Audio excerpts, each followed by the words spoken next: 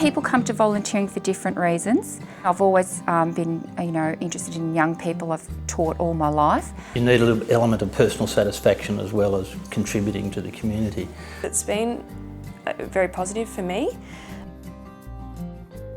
I wanted to put back into the community, but I was very concerned that anything that I did would impact on the family as well. It is a boundaried role. When you're finished with your young person, you leave the police station and you post that form, that's it. I'm a great supporter of this organisation now because I just think that it should be expanded, I think, throughout Australia, and I think the young people generally are very grateful to what we do. I've had kids who have behaved so well in the police station. I've had nothing to do with raising them, but I felt a real sense of pride to watch them go through and carry themselves with dignity. And I think that there's a lot of hope for a lot of the kids. I know going to a jail doesn't sound like it's a very uplifting moment, but it's not so depressing. You do feel you've added some value, either to the young person or to the police or maybe to the young person's family, because sometimes the family can't come because the mother's sick or she's got children at home or they're working or they don't speak English. So there are, I think they are happy that you've gone in there. Mother's Day was my very first call out on my very first shift that I'd logged on to on the roster at 6 o'clock in the morning. So I was quite surprised that I'd get a job straight away. I was pretty nervous about doing it. I was terrified, I'd have to say. Well, after the training, I felt quite confident. I felt pretty good about going to a police station. And then I got the first phone call, and I remember because I was out with my friends that night, and they said, "Why aren't you having a glass of wine?" I said, "I might be called to a police station. I can't drink anything tonight." And I wasn't called. I went home and I went to bed at about midnight, and then at 1:30 my phone went.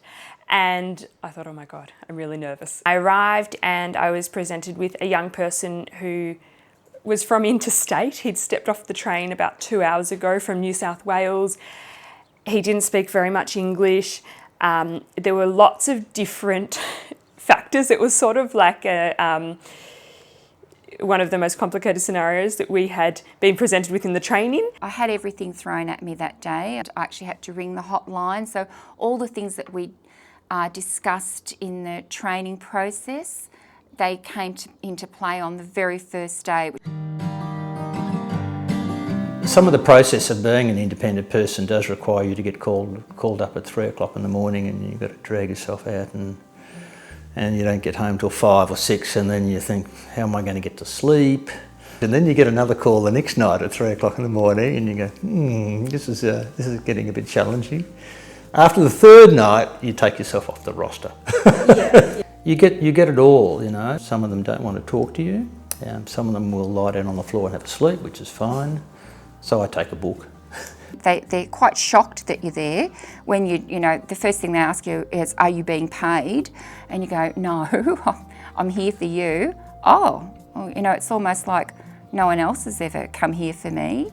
Thinking to yourself, how am I going to relate to this young person? What's going to be the common ground that we can have a conversation about? Because as you know, you're not to speak about what they've done. So you could be sitting in a cell with them for an hour before anybody comes anywhere near you. So once you've done the form filling and everything else, that's when you can use that time to start working on referrals, if they want referrals. The police generally like the fact that we are independent. In fact, I think they really do support us because it just allows them for them also to have an independent person there observing the whole process. I think we do a service for the police as well. They can't interview them without us, so we speed things up. In the early stages of being an IP, it's very important to stay relaxed about it, and it's important the work we do, but you've got to remember every other IP that started out went through exactly the same uncertainty about whether you're going to be able to do it correctly.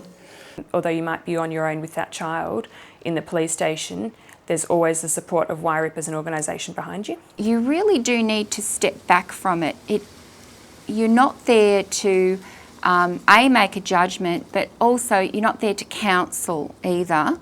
It's not your role. You're just really there to be a supportive rock. And it doesn't have to be a big grand gesture at any time. You will forget things, certainly in the early days, but over time, you know, you learn from your little mistakes you make, and you really can't go wrong. I was lucky enough to go to the United Nations this year and talk about YRIPP over at the University of Connecticut, and people were amazed by the program because in other developed countries, nothing like that exists.